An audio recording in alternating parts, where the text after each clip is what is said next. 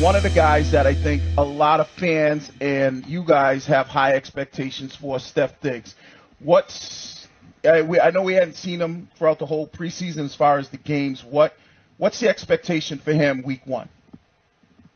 That he's ready to go and that he helps us on, helps our offense, and that he helps Drake. And again, I think that they're building a connection. I think that there's, we've played a lot of different receiver combinations, and I think that that's been good, whether that be in the red zone yesterday or in the 2-minute drive. And, guys are rolling in there and kind of finding a role. And, so again, I think the expectations are high for all of us, whether it be Steph Diggs or Drake or me or Kyle Williams or anybody out there. The expectations, this is professional football. So, but his attitude's been good. He's had a willingness, and I've decided to keep him out of those preseason games that you mentioned. So that was not I think one of the great things about being able to interview you is there's a lot of nonsense that floats around. You get to come on this show and clear it up for all of us. So you deciding to keep him out of games, nothing to do with... He's gotten a lot of reps. He's gotten a lot of reps. And so you're happy with him? Yeah, I think where he's at, he's been able to string days together and, whether they've held him out of individual and brought him out for team, or I'm just trying to get each guy what they need to be ready for the season. It is time to be ready. It's time to get ready. And it's almost time, Jade, for us to finally stop talking hypotheticals and see the real football go down. Welcome into Foxboro Rush, Kasey Hudson alongside Jade McCarthy. I'm so excited to get the opportunity to work with you for the first time, but also to pick your brain. I've had to sit here and argue with Travis for weeks, and I'm so glad that we bumped in with Mike Vrabel talking about Stefon Diggs. So to pick your brain and to see, first of all, what you think of Mike Vrabel and how he's already curating this team to fit all that we have seen him be from the coaching perspective, and also what Stefon Diggs is going to bring to New England.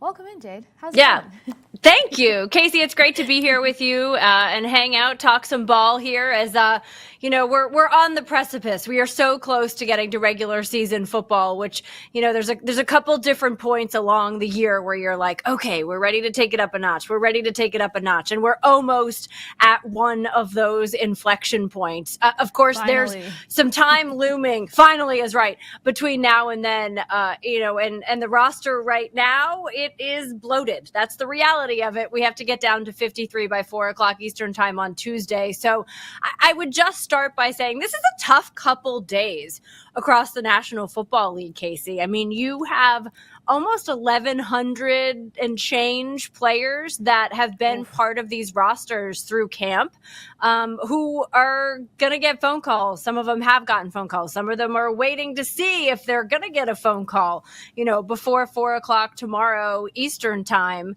And all of a sudden they're not going to be where they were. They're going to hope to catch on with another team. There's a lot of movement that's going to take place. So it's a tough couple days. I would say that, and then there's guys like Steph Diggs who, they know they're on the roster. They know they're going to have an impact, and the rest of us have to wait and see exactly what that impact is going to be. I think it's going to be exciting to watch, though. In terms of Vrabel and the camp that, he has put forward, I think it's very much what we expected, right? He came in, as soon as he got the job here as the head coach, and he started preaching about effort and finish, and he hasn't stopped preaching about effort and finish, Kasey, right? That has been a huge part of what he wants his mantra to be, what he wants his team to look like. He wants to know he's always going to get their top effort, and he wants to know that they're always going to finish. Now, are there hiccups along the way? Yeah, you bet there are. I think we all know Vrabel wasn't happy watching his 2s and 3s get absolutely dismantled by the New York Giants the other night. No, not happy at all, right? So there's going to be hiccups along the way, but that's part of camp, and that's part of a season, right? It's trying to get ultimately the 53 guys who are on this roster ready for the challenges of an NFL season. Because if you just kind of roll into camp and, we'll see how it goes. No, that is not going to work when it comes to a season that is sure to prevent some adversity.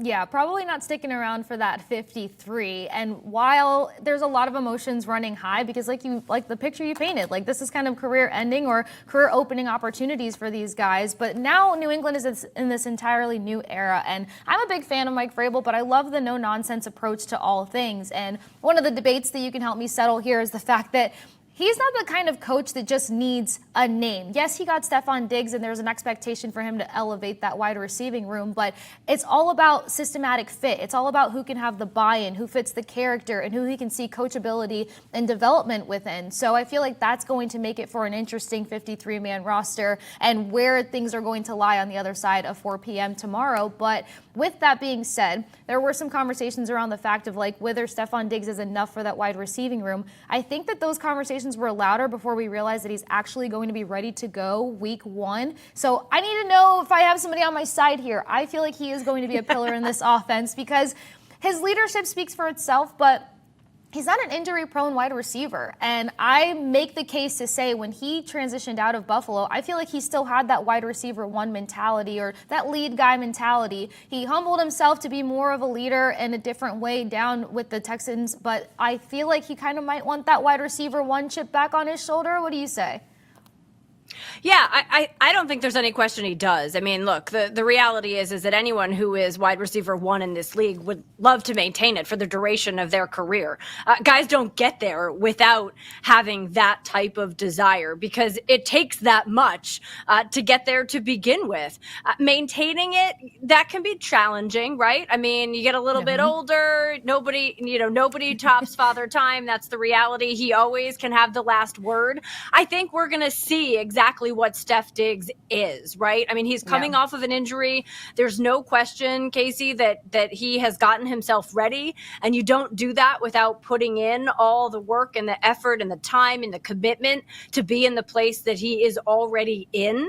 And we heard, Vrabel on the Greg Hill show talking about the fact that, look, like he's been out there. He's gotten a lot of time. He's gotten a lot of reps. Like this is me trying to put each player in the position that they need to be put in to get the work done that they need to do to try and be ready for the opener, come September 7th against the Las Vegas Raiders. I don't think we're going to entirely know what we have with Steph Diggs, what that relationship is with him and Drake Maye. We've seen, pieces of it, obviously, during camp and during some of the different drills. I don't think we're entirely going to know, and I don't even think we're going to entirely know that day because the reality is he's going to get a little bit healthier, hopefully, as the season goes.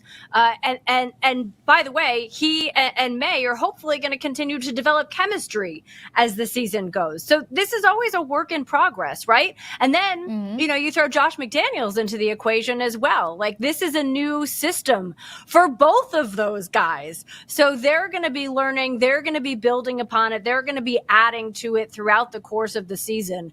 Do I expect that Drake is going to be out there and is going to be part of this offense and is going to be contributing and be a leader for this team? Yeah. I mean, he certainly is. And I think Steph Diggs is going to be doing the same exact thing. Yeah, I mean, Vrabel talked about their connection, and that's some of the splash plays or fun stuff that we saw out of training camp. But that brings me to a question that I also need some settling on, because you mentioned reps, and Vrabel mentioned reps that Stephon Diggs is getting, so you might not see all the work that's going in, but the development is there. Drake Maye caught a little bit of heat in terms of whether or not people feel like he had a fulfilling training camp. And there was some people that may have even wanted to see him take starting reps versus the Giants. I said no because I feel like he's going to get his most important reps at practice with a coach, a hands-on coach like Mike Vrabel. But I feel like you are still seeing an indication of development out of a sophomore quarterback learning such an intricate system. So what did you make of him during training camp and kind of how he's coming out on the other side? I think his timeline is going to be give him a couple weeks into the regular season, going against opponents, not his own team, and that's where we'll see where Drake Maye's development truly lies. Yeah, no, I think you're right on with that, Kasey. I mean, I don't think there was any way they were going to trot him out there against the Giants. You're not going to put your starter out there when you have all the 2s and 3s out there. I mean, that's just a recipe for injury, quite honestly. You're just not going to do it. And we saw everything leading up to it with the way Vrabel was practicing and the way he structured everything, that it just didn't seem like he was going to play his starters. And I think it's important to remember, right? I mean, you go back to the implementation of the 17-game season, and things have changed in this league. It used to be that, most of the starters played in preseason game 3, but that's just not the case anymore. Most of these guys don't play in the third preseason game. Things have shifted a little bit. And all of a sudden those joint practices, I was talking to a league executive the other day, and he was like, these joint practices are absolutely necessary because we're just in a different place with only having 3 preseason games. So, this was the structure that Mike Vrabel was going to use all along. In terms of Drake Maye's development, I don't entirely think we're going to know exactly what we have until we get the season going and we're underway. But this has all been scripted. Vrabel decided this was the way he was going to run things. This is how he was going to do things. It started obviously on a high note with Washington. They went out to Minnesota, had a really difficult practice that didn't sound like it went great for the Patriots offense against that Minnesota defense. I wasn't there. I didn't see it. I'm going off of what I've heard and read along the way. But there's always going to be some high and some low. And the biggest thing to me and to most coaches is, okay, so when we're trending up, how do we continue to build on it? And when we've trended down, how do we learn from it so we can make sure that where we slid is the bottom and we can start going back up once again? Yeah, absolutely. It's progress and process over everything else. But I think sometimes we just get a little impatient, and I don't like to make excuses. Who's impatient around here? Nobody's ever impatient. Never heard of it. I'm ready to see Drake Maye just be like the ultimate guy and maybe, start conversations of a top 10 quarterback. But without giving him any excuses, I'm thinking to myself, the offensive line has taken so many different forms on over the past couple of weeks. We're hearing of guys jumping around and slotting in different positions.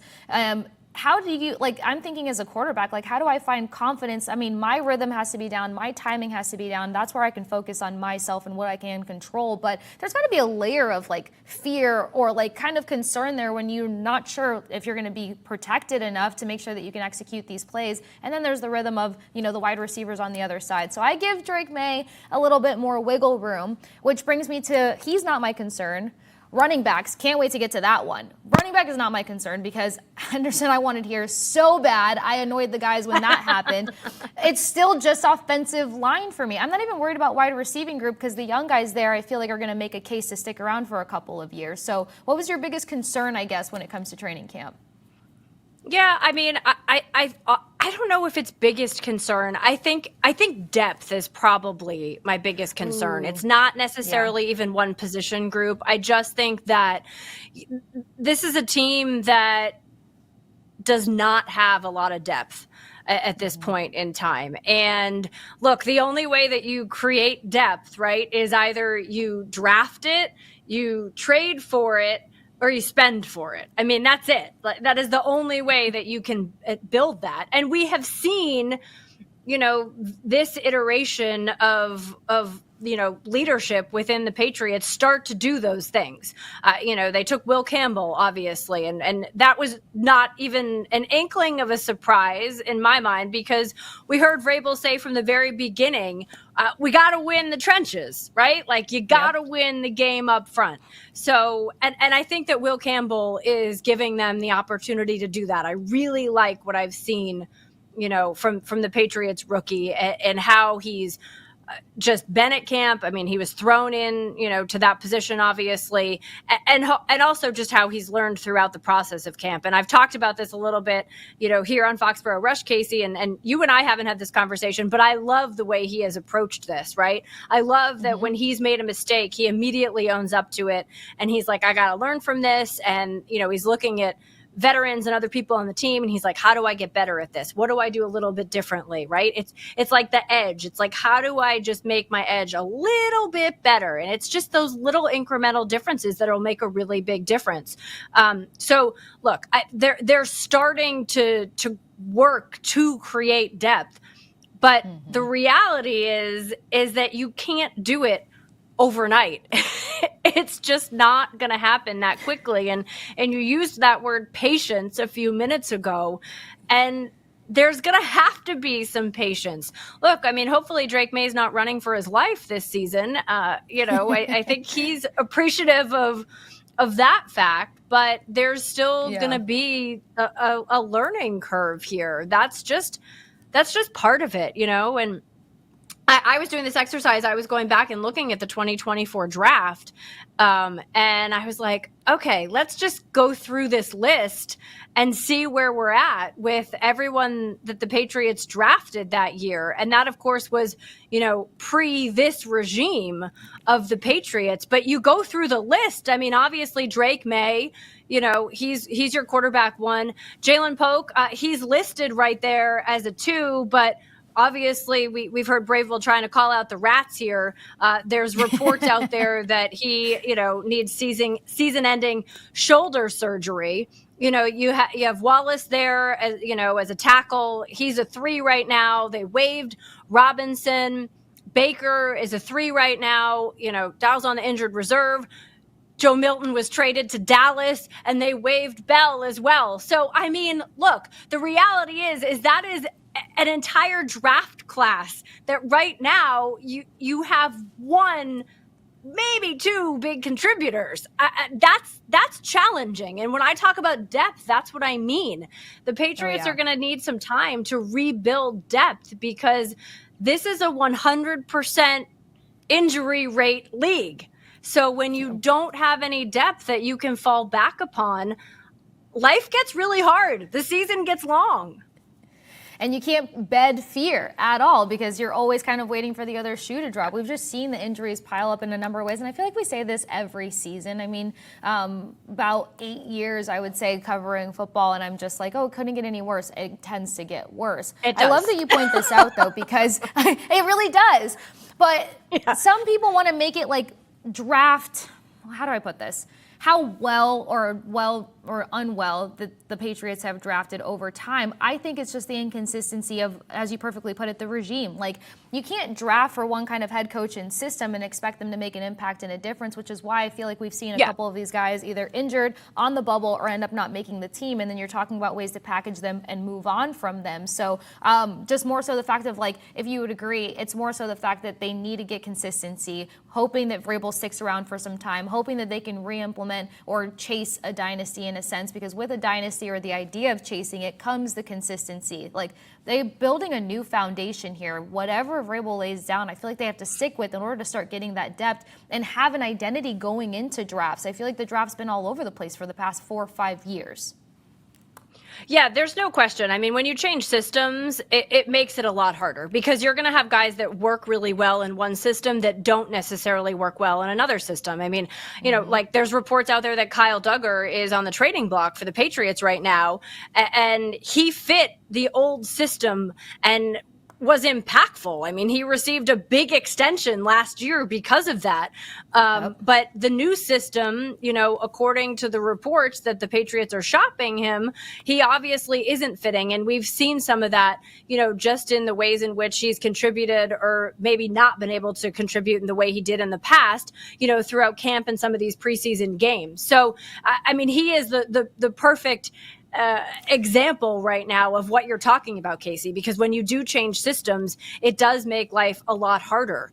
The other thing is that when you draft guys, you got to be able to develop them. I mean, this is a draft and develop league, and we talk about it all the time at the quarterback position, but the reality is it's the truth at every position across the National Football League. So there's something to be said for being able to do both of those things and being able to do them well. Consistency in your regime, yes. Does it help? No doubt about it. It certainly helps. But you've also got to be able to make sure that you can look at guys and be creative with them, right? And reach them in different ways. And the best coaches are teachers. That's what they do. They go, okay, well, I don't know exactly where I'm going to fit you, but I know you can play ball, so I'm going to figure out the best way to do it. It's spotting the potential, and that's why earlier I said the coachability I feel like is so key for a head coach like Mike Vrabel. But you perfectly teed it up to what we'll be touching on the other side of this break. Let's see what might be in store for Duggar or some other players, because we're going to go along some 53-man roster projections. Don't go anywhere. Stick with Jade and myself here on Foxboro Rush. Back at it with Foxboro Rush with Kasey Hudson and Jade McCarthy. And we left you guys a little teaser about maybe some guys that were struggling when it came to fitting in the system, which leads us to Ian Rappaport's tweet right here. The Patriots are shopping safety Kyle Duggar. Sources say their starter the last 5 seasons, while Duggar thrived in New England and eventually earned a 4-year, $58 million contract extension. The new staff appears to view him differently. He's played deep into preseason games, but if you guys caught Boston is End of the chat, Travis and I kind of talked about the fact that we think that these preseason opportunities, Jade, were more of an audition for a guy like Duggar, because it was a little over a week ago that Coach Vrabel mentioned, like, hey, we're going to give him a chance, but scheme and stuff is just kind of taking a minute to come to with him. I wasn't here last year, but of course I went into my nerd book just a little bit, and I was like, if they played a little over 50% of man-to-man coverage versus zone, that's a tough adjustment for some guys, because you're required to be a lot more flexible, a lot more agile. You kind of have to be more instinctual when it comes to zone. So I love Vrabel for giving him the chance and opportunity, but this just kind of sits to our conversation before the break. If you don't fit the system, a guy like Vrabel is going to try his best, and it goes beyond coachability, and so maybe a new home is a better fit at this point. Yeah, no, I mean, and I think this was the indication of the way things were moving throughout the course of camp, right? I mean, we saw Duggar kind of sliding down the depth chart a little bit, and it seemed like this is the way that it could go, and ultimately we don't know exactly where this is going to land, right? I mean, we heard Elliot Wolf talk about this recently. It takes 2, to get a trade done. So, and sometimes more than 2, depending on what you're trying to move. So, gotta get fancy so the reality is, yeah, you got to get a little fancy sometimes. But the reality is that the Patriots can't decide in and of themselves, we're just going to move on unless they just flat out cut somebody, which you certainly don't want to do after signing an extension like the one that they signed Duggar to last season. So it is a little bit of, whose scheme does he fit better? Who would be interested in having Duggar on their team? All those different pieces. And do they then have something that the Patriots want in exchange? So certainly worth continuing to keep tabs on this one over the next few days and possibly beyond. We'll see. I mean, we heard Vrabel say, just over the weekend, there's going to be a lot of flux, right? The next 10 days are going to be very fluid, I believe were his exact words in this one. So we know that there's going to be movement. It's just a matter of exactly what that movement is going to look like. I know. He has such a mafioso approach to what he doesn't say, which makes this even more exciting, in all honesty. I'm trying to think here, what is he going to package? What kind of moves are going to be made? Or at least if I need to prepare myself, do you think that there is a potential big move in play? This is all rumor mill, obviously, but does it feel like they're going to try to go for a bigger move to solidify this roster? Yeah, I mean, look, I think they probably would have love to have added to that wide receiver room, and maybe they still will in some way, shape, or form, but we know it's not going to be Terry McLaurin. Yep. And the Commanders announced earlier today that they signed him to a 3-year, $96 million, contract with, I think it's a $30 million signing bonus, up to $96 million, I should say. So I didn't really think there was any way that the Washington wasn't going to get that done. I mean, he's just too important to their team. Obviously, he was the number one target for their rookie receiver in Jaden Daniels last season, and they went all the way to the NFC Championship game. He's a captain on that team.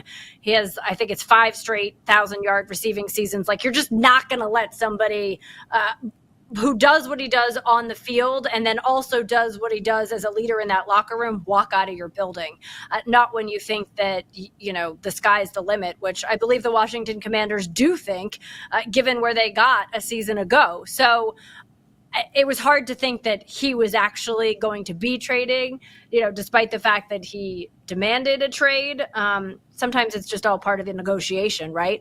Are the Patriots, able to make a move? Sure. I mean, they have plenty of cap space. They have the ability to do some things. It's just a matter of, is there another foundational piece that's available, or is there, a piece that they think can at least help them in enough of a way that it's worth giving up something for?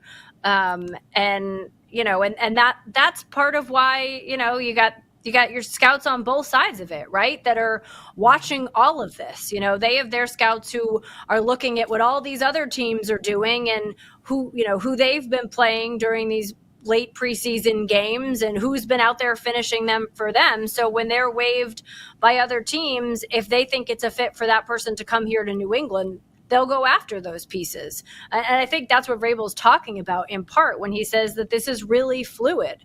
Are there players that other teams look to stash on practice squads, Kasey, then the Patriots can go, you know what? Actually, I think that, player Z would be a really beneficial person for us to bring in and try to develop within our system. So those are all the fluid aspects of it that we'll all be watching, here over the next couple days. Yeah, I'm kind of going to be on the edge of my seat because there's some guys that are like on the cusp there to see what can take place. And then we're hearing a potential packaging of second and third string offensive tackles, but I'm not sure where the value lies in that. But I'm not in the seat that the coaches and the GMs happen to have to sit in. And that seat's about to get hot over the next 24 hours. Weirdly enough, there was a world that I envisioned Scary Terry being able to make it over here. I fell for the trade request antics. I will admit that one openly. And then I'm thinking to myself, it might help them clarify what this wide receiving room needs to look like. Now, you got some fans that are going to bat for like a Kendrick Bourne, right? And like we're not hearing solidified answers on whether or not we think that he'd make it. But just kind of back to the draft class of things. And you got Javon Baker, who almost kind of accepted a special teams role a couple of weeks ago to maybe allow that to be his path onto the roster. But to de-bloat this wide receiving room per se, are there any guys that jump off the page to you that's like, yeah, this makes sense, or like I very much want to see a season of this guy growing in New England? Yeah, I mean, I think Chisholm has done enough to earn a spot. Javon Baker, yes. And I think we have Matt Collins talking about advice for him, and we can listen to that in a minute. But look, I think Efton Chisholm has done enough to earn a spot on this roster. I think that he's shown enough flashes during the camp and preseason games that he can do good things. And look, it was against twos. I get that he's not out there against the starters, but there's something just about the way that he finds the space and squirrels around a little bit and gets his way and finds his way into, I think, a roster spot in my estimation from what I've seen. So he's one that I would say, deserves to be part of this room. I think that, that it's a little bit of how do you make sure that you have what you need in a receiving core? You also have to cover special teams. It's a big part of this game, and that's something that needs to be paid attention to as well. And like you mentioned, Baker in that regard, is that a way in which we'll see him contribute? TBD, right? I mean, it's all something that we're certainly watching with everybody else. Yeah, and you already alluded to it. Matt Collins had some advice, so let's take a listen to that right here. Him realizing, hey, I'm on year 9. There's not many people that played for 9 years, and a lot of that was special teams, and to the point where a lot of guys didn't realize that I played special teams early in my career. But like telling Javon, hey, it doesn't matter how you stay on the bus; it just matters that you're on the bus, because then you get opportunities if somebody were to get hurt or miss a game. And you get to play offense like you want. Yeah, everybody wants to play offense. Everybody wants to play defense. But there's only so many spots. So if you can find a way to at least get a chance to get on that spot, take it every time.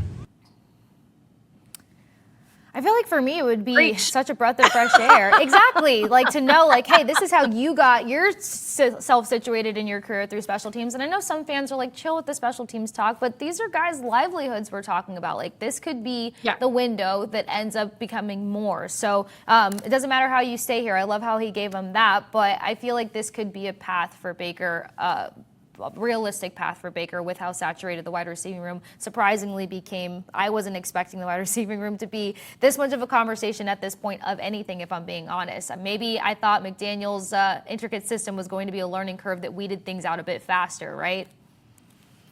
Yeah, look, I mean, his system is complicated, and that's going to be part of it for sure. But they're all going to have to learn this together. I mean, it's not Josh's first year in New England, but it is certainly his first year in New England with this quarterback and this group of players. So again, that patience word creeps back in here, Kasey. But practice makes progress. Practice does not make perfection. So there's a bit of that to add to the equation.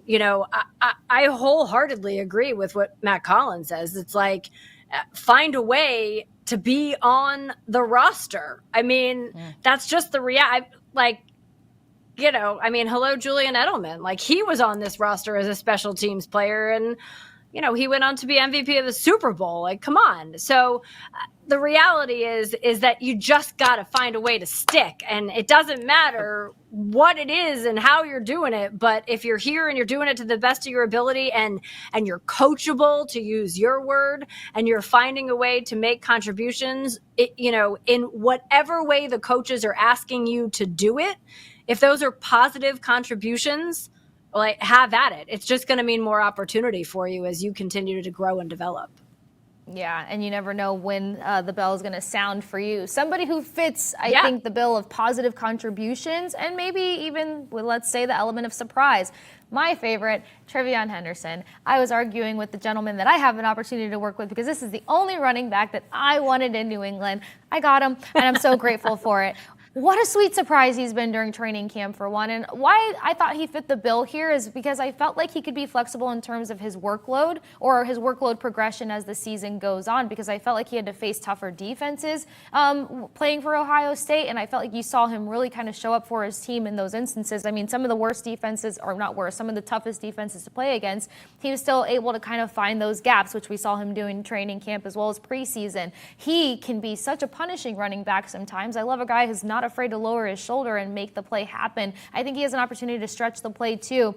But now there's this whole, should he be the leading running back in this conversation, or is it Stevenson's to lose? Like, I think that they can really have at it with both of them and make a balanced attack here, because McDaniels is just so poetic when it comes to execution. Yeah, I mean, look, he's going to be creative in the way he uses his running backs. Running backs are a young quarterback, and I know, Drake's not a rookie, but he's still a young quarterback, and he's in the first year of McDaniel's system as well. So running backs are a young quarterback's best friend, certainly one of them. A strong offensive line and a great tight end are the two others, if you just want to put a foursome out there. But look, I think that Trayvon, he's going to have the ball in his hands. They're going to find ways to get him the ball. I think that Josh is probably pumped because he is so explosive.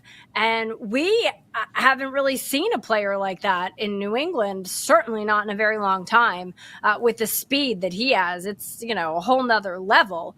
So that's going to be really fun to watch. I mean, how many guys, their first play on an NFL field, go 100 yards and take it to the house, right? I mean, that's pretty awesome. I think what is even better than that is this kid's attitude and the way he approaches everything, which is, look, I'm going to have bad days, I'm going to have good days, but I'm going to walk in here with the same attitude and the same level-headedness and the same determination each and every one of those days. And the ones that come out somewhere in between good and bad, same thing. That's going to be my approach. I think that's huge. I think it's great, for the running back room. I think it's great to walk in as a rookie and have that feel and that way about yourself and that willingness to learn and just contribute in any way that you can. And yeah, I mean, he's gonna contribute. There is no way around that one. And look, we already know his head coach loves his alma mater, so that works in his favor too. Yeah, that probably just adds like a little extra something. I think what I really liked about him is when I realized that he approached the first preseason game and he was like, I was really nervous and I wasn't really and I was like, you were nervous? That's how you open things up. That's how you get games started, on a nervous mindset. I can't wait to see how this guy rallies when he's feeling fully confident and fully embedded into the system. Like, nervous is 100 yards easy, then no big deal, but just means why I lean towards him. My family would be upset at me rooting for Ohio State by any means, but I think I got a hard pass. Yeah, mine too, actually. Okay, good. We're both putting our families on edge right now. Before we go to our next break. Why are you still talking about Ohio State? They would not be pleased with me. Yeah, I have a text message coming through from my mom as we speak. The position group that we should be most concerned about, or maybe there's not enough wiggle room when it comes to the 53 cut down tomorrow. I think mine is solidifying the offensive line, but do you have a group that you gravitate towards, or are we just going to see what happens by 4 o'clock? Yeah, I mean, look, I think there's a number of groups that they really have to, think a little bit about. I do think that offensive line, like you said, we've seen them move some things around, and what is exactly going to shake out to look like, against the Raiders that day, who's going to be trotting out in front of Drake Maye. I don't think we entirely know right now. I think, they have a practice this afternoon coming up, and obviously that's going to continue to be part of it because the evaluation is ongoing, right? I mean, that's the reality there. But I think it'll be interesting to see what that one looks like. I think we have a pretty good sense of what that wide receiver room is going to look like. The running back room is going to look like as well. Defensively, that's obviously, Vrabel's bread and butter. We all know that from watching him over the years as a player here in New England. So I think it's more of a matter of how is he going to use the different pieces that he has right now and develop those as he continues to, transition this team and this franchise into being what he wants it to be. 100%. Well, at least we're getting that much closer to figuring out, what else 53-man rosters help with? Some fantasy football, because then at least you know who you're trying to draft and pick up. And, who's going to help you get the points and hopefully do the trophy and all the fun things that people do. My guy friends do a trophy, a night that nobody's allowed to talk to them, a full-blown draft, all the things. I feel like it's become a religion at this As long as point. they don't torture the loser. That's the... I don't trust them to not get fancy. They take it season by season. So some guys have come out a little scathed. I have witnessed some things. I just decided to watch. I'm a spectator now. I do not participate anymore. But we will get further into fantasy football talk and all of the goods on the other side of this break. Don't go anywhere. Stick with us here on Foxboro Rush. All right, you are watching Foxboro Rush, and we talked about, trying to help you with your fantasy football teams the best that we can because players are flying up the draft boards. If you see this tweet right here by PFF_fantasy, I know a guy that, I would continue to try to make a case for to be a part of any fantasy team. And if you take a closer look here, you got Pacheco in the mix. You got, a New England Patriot by the name of Trey Hendrickson. Tyler Warren, not too surprised here. And then Judkins, the 1-2 punch when it came to running backs one upon a time. You did? I did, yeah. We were talking about tight ends the other day, and I said Tyler Warren. I think he is going to rack up some points. For all those who draft him. I would not be surprised. I think he's a playmaker. In no way surprised. I think it's completely expected at this point. And there's a reason that, similar to Travion, right? Like, there's a reason that the two of them are depicted on that graphic from PFF that we just saw as players who are flying up draft boards. It's not a secret for much longer.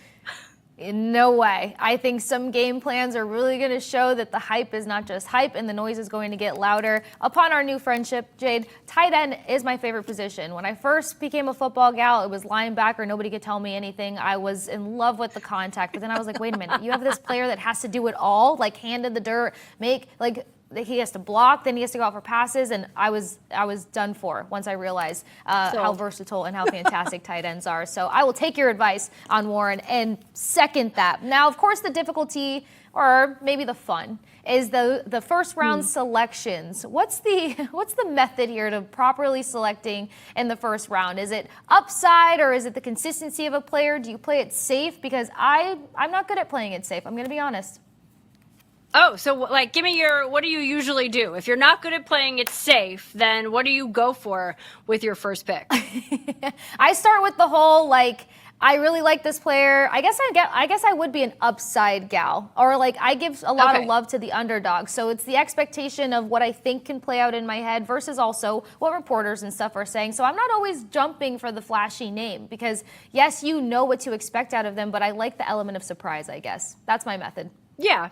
Fair enough. I mean, look, I think it depends a little bit too on like where you fall, you know, in draft order and in terms of what you can actually go for.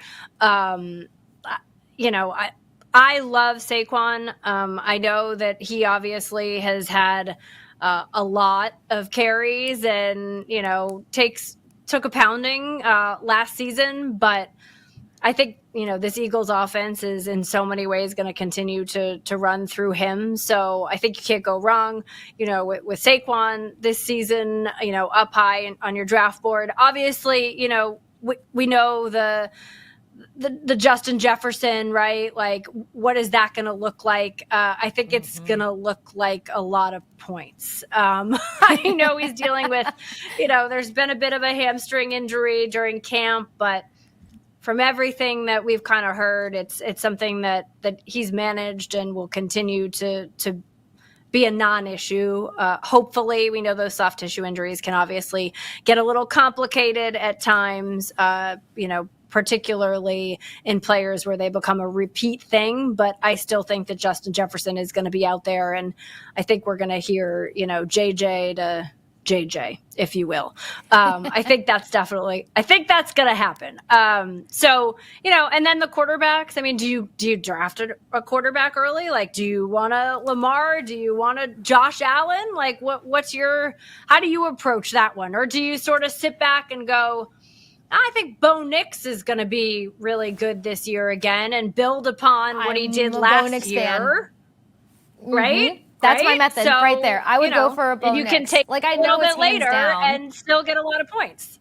Exactly. I know it's hands down you want to get the consistent quarterback that you know continues to post these 3,000+ passing yard seasons. But then I'm thinking to myself, I feel confident in Bo Nix taking the next step. So like stuff like that is where I would kind of lean on it. And like you said, I grab him a little bit lower, maybe solidify a guy in a different realm outside of quarterback. So I like kind of fishing for the underdog when it comes to quarterback because I feel like knowing the system or what the team is going to do, you can bank on how many passing yards they're going to get. You can bank on, you know, how rhythmic they are with the passing touchdowns and stuff. So outside of that, I'm like, okay, I'm okay with this. Love that you mentioned Bo Nix.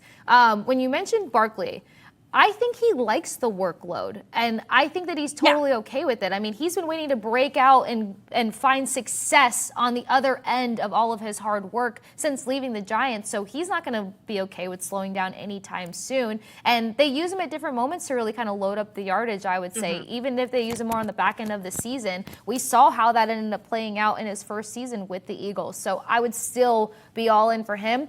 My sleeper when it comes to the running back room, though, is going to be Bucky Irving. And I make sure that I let everyone know it's not biased, but I feel like he just had such a rapport in the Bucs offense last year, and I feel like they're going to build off of that. I guess I just found my theme, a guy who can build off of the previous year. I'm here for it. I said it twice hey, now, that's a good thing to be there for, right? No, but right. I mean, Bo Nix is one of those guys, and, you know, like Albert Breer wrote a piece when he went out to training camp and you know, was talking with Sean Payton, and Sean is so high on this kid as his quarterback. And it was a great piece. If you haven't read it, go check it out on the MMQB with Bert Breer.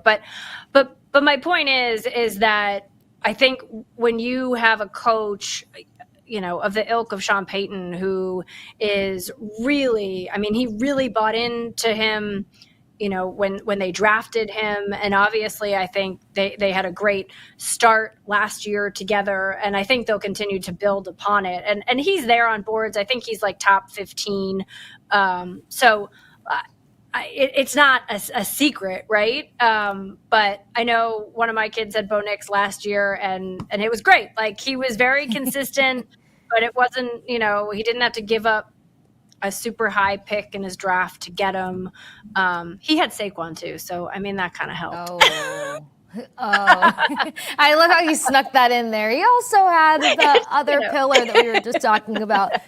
Totally good to go. Actually, funny enough, Bo Nix right now on some of the fantasy projections, I'm seeing him at 8. So I think that's a quality one. There you go. So he's moved right up. behind Baker Mayfield. Yeah, he's another guy on the climb to keep an eye on. So I guess this also tells you to perfectly time your fantasy parties and your drafts, because you want to make sure that before the draft stock gets higher and higher, getting closer to the cutoff, you're getting these guys at a quality. That's what I'm seeing. Justin Herbert's also one of my favorites. I know that his passing yards are probably going to die down just a little bit coming into Harbaugh's system, who has a lot more of a balanced attack. But I wouldn't steer clear of the top 5 guys. And the Jaden Daniels would really intrigue me for this upcoming season, because everyone's always trying to figure out, again, can they replicate or supersede what they did the previous year? Well, now that he knows he's keeping Scary Terry, I feel like everything should be fine over that way. So that's a guy climbed into the 3rd spot for fantasy football to make sure when it comes to top 10 quarterbacks, you want to have him on your list. You think Joe Burrow's going to be Joe Burrow all over again this year? Yeah, I mean, I don't know if he's going to have all the gaudy numbers that he had last season.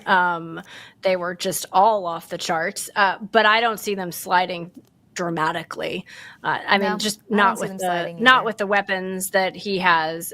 Burrow's still going to go out there and he's still going to do Burrow type things. The bigger question for them is avoid their defense in a draft, but because we don't know what their defense is going to be, right? No idea. That is sort of the big question. So wait, what other tight ends do you like, right? Because obviously Laporta. I think Trey McBride out there with the Cardinals. Love Laporta. Laporta's one of my favorites. That's for sure. Yeah. I like Laporta. Cade Otton, I think, is going to have a bigger role in Tampa Bay. Again, not to always take it back to Tampa, but slow development in systems that need a tight end, especially to cover middle ground. I feel like you can get some points out of him. But we will answer mailbag and maybe continue part of this conversation on the other side. Final break coming up here, so don't go anywhere. Stick with Jade and myself on Foxboro Rush. Coming back. All right, welcome into the last leg of Foxboro Rush. We've got some merch for y'all. Want Foxboro Rush merch? Grab yourself a Foxboro Rush t-shirt or hoodie and check out Nesson's full Wicked Wearables line, brought to you in partnership with Breaking Tea. Check out Wicked Wearables at NessonWickedWearables.com. I need to get better at bringing in my shirt and wearing it for the shows. But when you're getting dressed at 6 o'clock in the morning, it changes. Exactly. We're almost there. We got a quick mailbag to finally get to. So at Stanley Wallace 9771 on a potential Trey Hendrickson trade. TH is a 4-time PB for Duggar and a first. Won't work for me if I'm Cincinnati. Get them both. TH will be pressure on QB, making DB more productive because they will not have to spend a lot of time on wide receivers. Wash wide receiver Douglas and a third. TH for a first and White. So the way that I'm going to restructure that is, what would you give up? I know. I'm like, that was a lot of movement. I think the moral of the story is, what would I give up? I think I got part of it, Jade. I could do this. I could stand by this. I am not willing to part with a first-round draft pick too easy. There's going to have to be a lot more negotiation for me because of where this team is trending. I feel like they can start really piecing together an offensive line they can trust for 3 to 5 years to come down the stretch, and that's going to start with some quality first-round picks. So what would you give up for a Trey? Yeah, I don't think I'd be giving up a first rounder. I just think that, again, I go back to where we started this show, Kasey, which was this team needs to build its depth. And if you're, you can do the right kind of deal, sure, but it has to be the right kind of deal where you're not sacrificing, that development of depth for the future. You know, and look, he's a terrific player. He's a PB, a Pro Bowler, I assume, right? Like, so the PB, the DB, the WR. Yeah, right. Get it all down. But I do think that you have to be careful when you're lacking depth in terms of what you're giving up as part of a trade. Yeah, 100%. And the method to my madness with this one was also like, it's a new era. I don't think you have to go all in and make such drastic moves and sacrifice certain draft capital right now. I say get through a season with Vrabel and the pieces that you already have, see where things lie, and then next season or next off season you can make more dramatic maneuvers if you feel like you're not sacrificing anything down the way. But just the coaching mind that you have at the helm, it's not about the big name, it's about the pieces that fit, and I wouldn't give away draft capital for that. So that was the method to my madness. Yeah, it's about effort and finish. It's about getting everybody in your locker room, you know, coaches on down to whatever your contribution is as a player, if you're on this 53-man roster or if you're on the practice squad, right? Like, what's your effort level and how are you going to finish? And I think that's a question that Vrabel is going to be asking this season and well beyond here in Foxborough.